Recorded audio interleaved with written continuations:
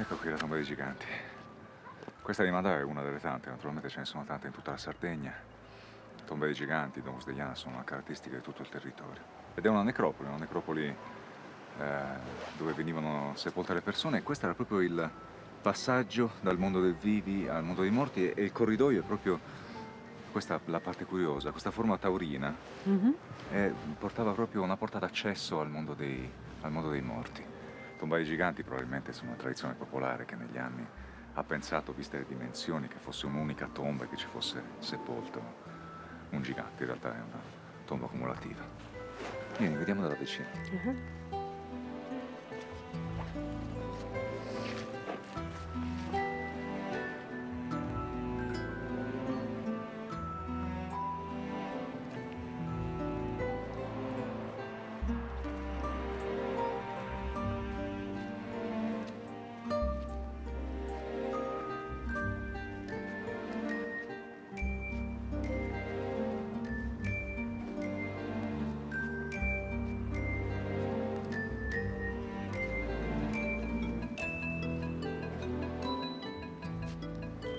Andiamo a vedere l'altra?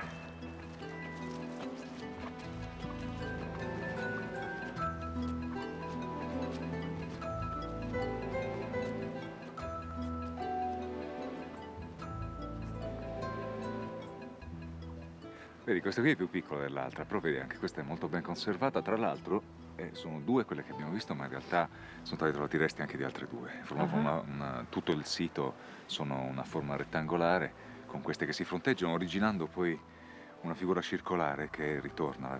Lo vedrai, l'abbiamo già visto nella storia archeologica della Sardegna.